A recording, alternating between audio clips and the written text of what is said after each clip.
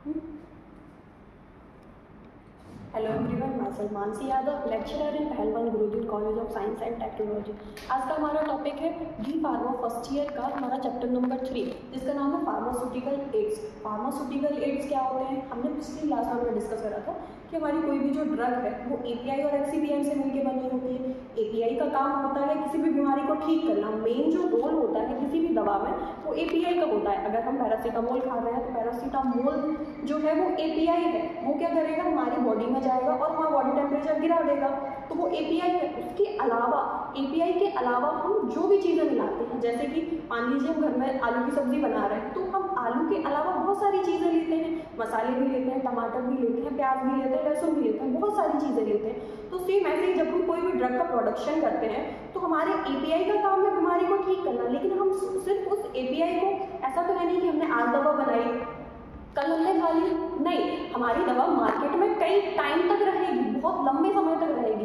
तो जब तक हमारी दवा मार्केट में है तब तक जैसी हमने बनाई है, जिस फॉर्म में बनाई है वो उसी फॉर्म में होनी चाहिए हमारी दवा।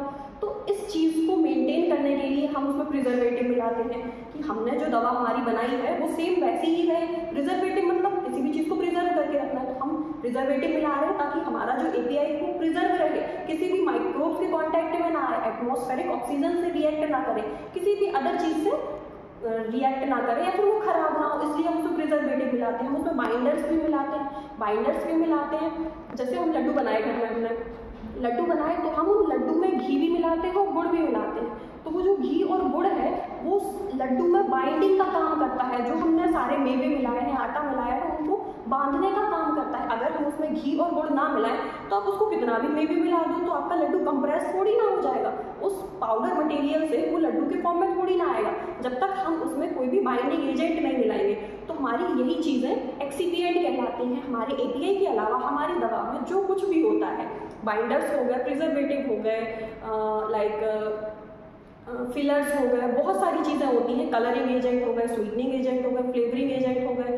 किसी भी दवा के फ्लेवर को अच्छा करने के लिए हम उसमें फ्लेवर मिला देते हैं, उसका टेस्ट मास्क करने के लिए हम जैसे कलरिंग एजेंट मिलाते हैं, उसका अपीयरेंस अच्छा करने के लिए हमारी दवा ताकि अट्रैक्टिव दिखे, इसलिए हम उसमें कलरिंग एजेंट यूज़ करते हैं। तो इन्हीं एजेंट को या फिर इन्हीं सब्सटेंसेस को हम बोलते हैं एक्सीपिएंट्स। हम इन्हीं एक्सीपिएंट का दूसरा नाम है फार्मास्यूटिकल एड्स। फार्मास्यूटिकल एड्स क्या होते हैं, किसी भी दवा में, हमने प्रीवियस क्लास में पढ़ा था, एपीआई और एक्सीपिएंट से मिलकर हमारी मेडिसिन बनी होती है। तो हमारे इस एपीआई के अलावा जो कुछ भी होगा हमारी दवा में, फिलर्स हो गया, बाइंडर्स हो गए, डाइल्यूएंट्स हो गया, कलरिंग एजेंट हो गया, प्रिजर्वेटिव हो गया, जो कुछ भी हो गया हमारा, वो सब हमारे एक्सीपिएंट्स कहलाएंगे। और इन्हीं एक्सीपिएंट्स का दूसरा नाम है हमारा फार्मास्यूटिकल एड्स। फार्मास्यूटिकल एड्स मतलब एपीआई के अलावा हमारी दवा में जो कुछ भी है वो फार्मास्यूटिकल एड्स कहलाएगा। हमारी दवा एपीआई और एक्सीपिएंट से मिलकर बनी है, तो इसी मेडिसिन को हम डोजेस फॉर्म भी कह सकते हैं। कोई भी हमारा जो डोजेस फॉर्म होता है वो एपीआई और एक्सीपिएंट्स का मिक्सचर होता है। अगर हम इसकी डेफिनेशन की बात करें तो इसकी डेफिनेशन है, these are also known as excipient. जैसे कि हमने पढ़ा है कि हमारी एक्सीपिएंट जो है वही फार्मास्यूटिकल एड्स कहलाते हैं। नेक्स्ट पॉइंट में लिखा हुआ है, एक्सीपिएंट्स आर सब्सटेंसेस। एक्सीपिएंट ऐसे सब्सटेंसेस हैं other than API used in the formulation of a drug production to ensure proper doses, stability and bioavailability। वही बातें जो मैंने अभी बोली हैं कि हमारी दवा में एपीआई के अलावा जो कुछ भी होता है वो क्या कहलाता है, अदर देन एपीआई जो भी चीज़ें होती हैं वो एक्सीपिएंट्स कहलाती हैं। हम इनको क्यों यूज़ करते हैं, टू एंश्योर प्रॉपर डोज, एक प्रॉपर डोज देने के लिए। मान लीजिए हम मान के चलें हमारी एसिक्लोफेनिक टैबलेट है, एसिक्लोफेनिक टैबलेट में हम मान के चलते हैं 100% में से हमारा 5 से 10% होगा हमारा एपीआई में, भी बाकी सारा हमारा क्या होगा, एक्सीपिएंट्स होंगे। तो हम उस 5 से 10% को लेने में दिक्कत आएगी ना, तो इसलिए हम उसको एक बल्क फॉर्म देने के लिए, उसको वॉल्यूम बढ़ाने के लिए हम उसमें एक्सीपिएंट या फिर फिलर यूज़ करते हैं।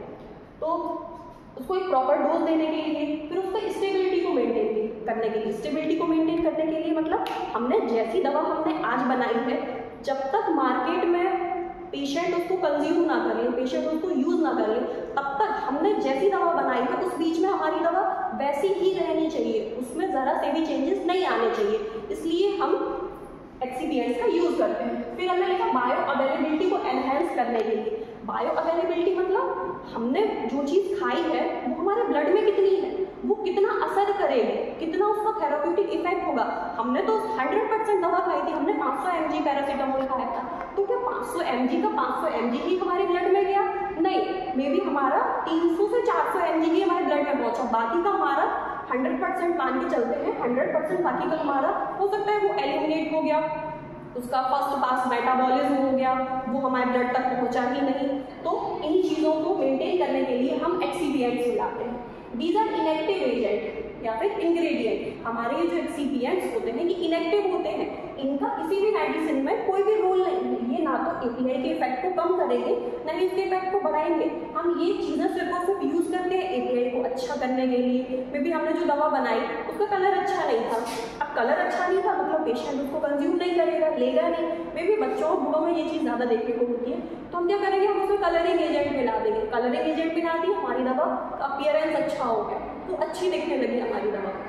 और हमारा ये नेचर होता है कि हम कोई भी चीज़ तब खाते हैं जब वो हमें अच्छी दिख रही हो, दिखने में अच्छी हो, ठीक है। अगर मान के चलते हैं हमारी दवा का फ्लेवर अच्छा नहीं था, उसका टेस्ट अच्छा नहीं था, बहुत बिटर टेस्ट था, तो हम उसमें स्वीटनिंग एजेंट मिला देंगे। स्वीटनिंग एजेंट मिला देंगे तो वो उसके टेस्ट को मास्क कर देंगे, टेस्ट को छिपा देंगे। तो ये चीज़ें हम एपीआई में मिलाते हैं उसको अच्छा करने के लिए, ताकि हमारी दवा जो एकदम परफेक्ट बने, इस वजह से मिलाते हैं।